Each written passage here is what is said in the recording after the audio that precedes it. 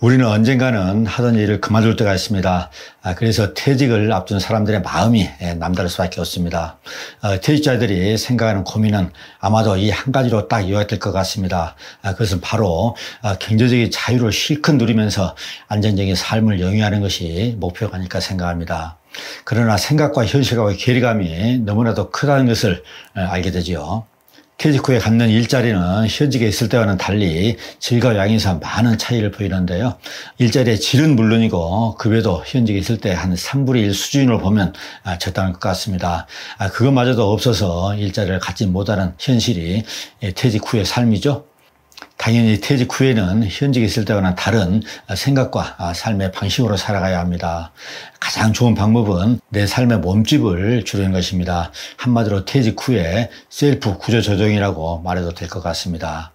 가장 먼저 없어야 할 것은 바로 차입니다. 차가 없어야 노년이 풍요로워지고 행복해집니다. 왜 그럴까요? 인생의 다양한 얘기를 나눠보는 인간여전의 카이로스 다민입니다.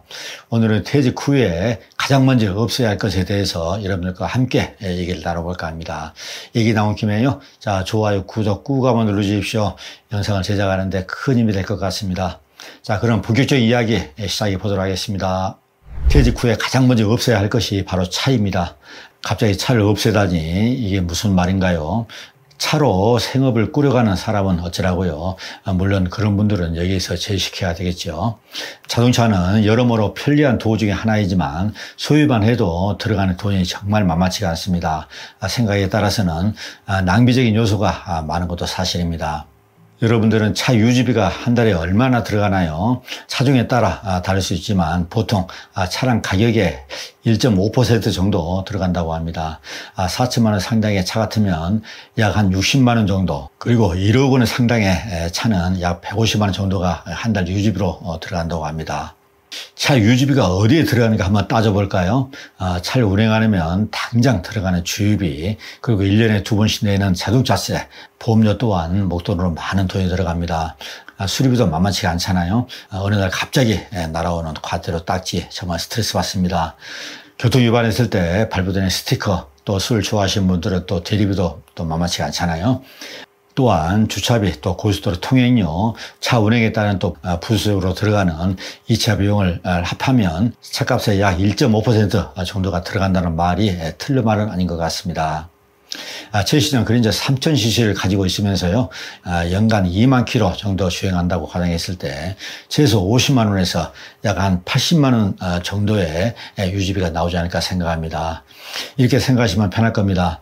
주담보 대출금리 4%로 2억 원 대출을 받았을 때 이자가 약 80만 원 정도 되잖아요. 그러니까 신형 그랜저 3000cc를 소유한 것만으로도 2억 대출 이자 80만 원과 맞먹는다는 것입니다. 그래서 차는 돈을 먹는 하마인 셈이죠. 제가 2년 전만 해도 열심히 정말 돈을 모아서 생애 마지막 차를 또 멋진 차로 한번 구입을 해야 되겠다고 이렇게 생각한 적이 있었는데요. 신형 그랜저로 살까 아니면 G80으로 살까 이렇게 상당히 고민했던 적이 있었습니다. 지금 생각해 보면은 참 바보 같은 참 고민이었다, 그렇게 좀 저는 생각하고 있어요. 이제는 그런 계획을 완전히 다 접고요, 가지고 있던 차량마저 팔았습니다. 팔고 나니까 얼마나 후련한지요. 전에 올린 영상 돈을 절약하는 꿀팁 3가지에 대해서 그 얘기를 했는데요. 저는 차를 판 것에 대해서 정말 잘한 결정이었다고 지금도 생각하고 있습니다. 그만큼 돈을 저축할 수 있는 그런 여력이 생기잖아요. 저는 퇴직하고 나서 좋은 차를 사겠다는 사람들이 있으면 꼭 알리겠습니다.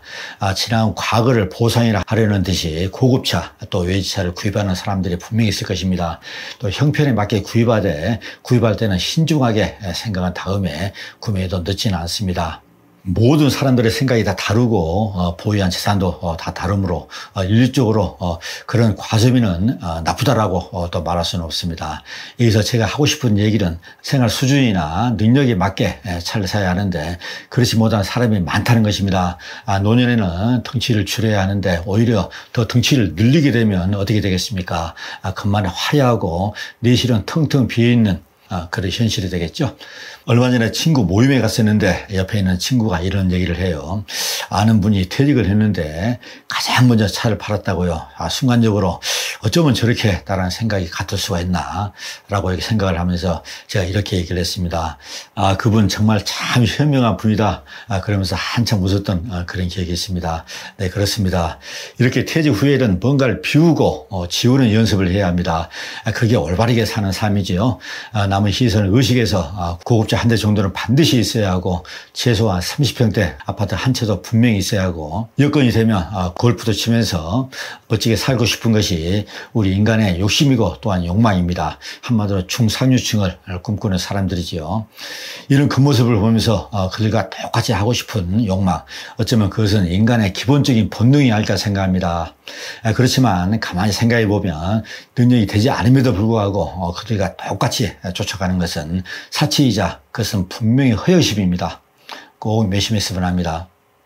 나에게 정말 차가 필요한가? 돈이 들어가는 애물단지는 아닌가? 차가 없을 때 얼마나 절약할 수 있는지 우리는 그것을 생각해보고 또 실천해야 합니다. 실천만이 답입니다.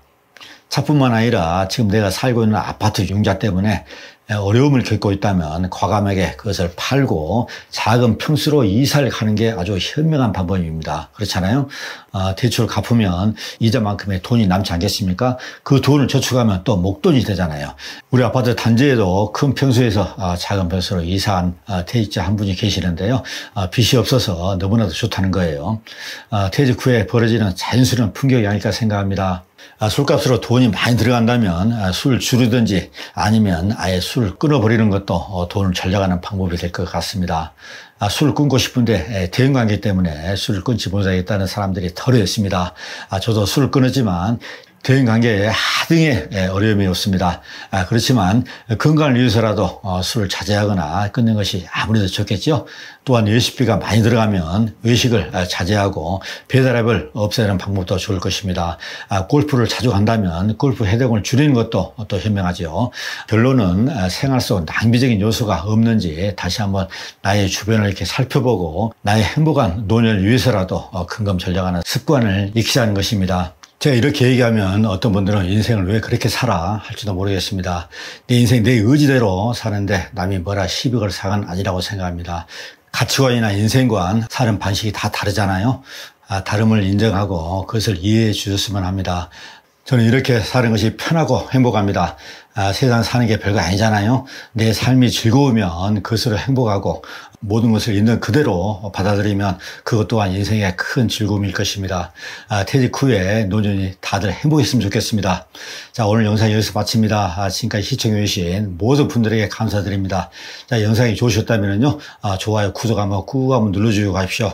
자, 오늘도 감사합니다.